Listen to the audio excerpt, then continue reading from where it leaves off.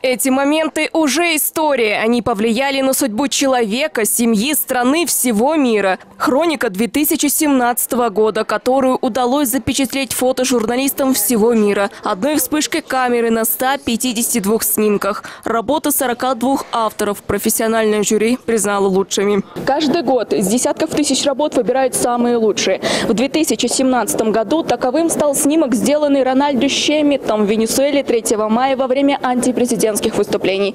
Одежда на молодом человеке вспыхнула, когда возле него взорвался топливный бак горящего мотоцикла. Он получил ожоги первой и второй степени. Фотожурналисты запечатлели мгновения из событий, происходивших не только в Каракасе, но и в мире. Эти фотографии облетели всю планету. Журналисты вели новостные репортажи из горячих точек, даже из Мьянмы, откуда бежали десятки тысяч мусульман Рохинджа. После нападения на деревни Рохинджа, получается, люди были вынуждены бежать в Бангладеш. Куда они бежали? Бангладеш – это соседняя страна, куда они переплывали на лодках.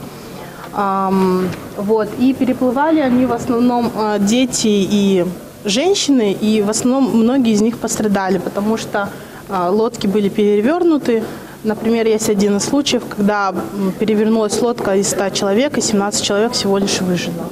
Кто-нибудь знает, как играют в средневековый футбол в Англии? Американский фотожурналист Оливер Скаф заснял, как спортсмены борются за мяч во время турнира. Правила игры можно понять, прочитав историю этой фотографии. В Китае в это время потребительский бум. Население этой страны почти 1,5 миллиарда человек. Где-то в это время вырубают леса, а белоголовый орлан поедает отходы из мусорного бака у супермаркета на Аляске. Впечатления, они разные. Здесь и хочется и плакать, и улыбаешься, но, наверное, больше ты думаешь, задумываешься о том, что действительно мы очень жестоки, да, мы жестоки по отношению не только к животным, но и друг к другу. Поэтому не случайно написали, что вход на выставку плюс 18. Но мне кажется, что это лишнее. Да?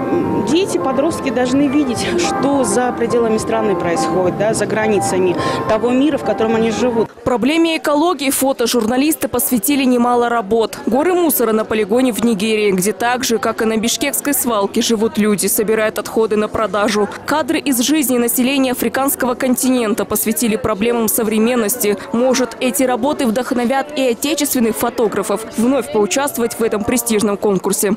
Свои работы, я не знаю, они, наверное, не настолько эпохальны, потому что подходишь к каждому снимку, там за ней целая история стоит.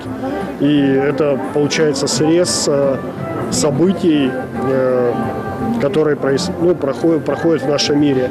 То есть мы все это знаем, все это видим, но, как правило, в новостных лентах, а вот фотографии заставляют остановиться, посмотреть, задуматься, что же творится на самом деле. Такой стоп-кадр нынешней действительности. На одном из снимков летучая рыба, неуловимая, может разгоняться под водой до 60 км в час. Так фотожурналисты решили рассказать о проблеме исчезновения животных. Популяция некоторых видов сокращена в разы.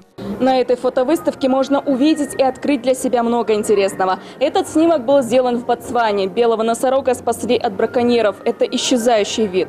Порошок из рога белого носорога ценится во Вьетнаме и Китае. Из него делают наркотики. За килограмм рога белого носорога иногда дают от 20 тысяч евро. Окружающий нас мир – то, как видят его другие. Эти фотоснимки можно увидеть в Американском университете Центральной Азии в Бишкеке. Последний день выставки – 24 января. Анастасия Соболева, Владимир Кулбалдиев, НТС.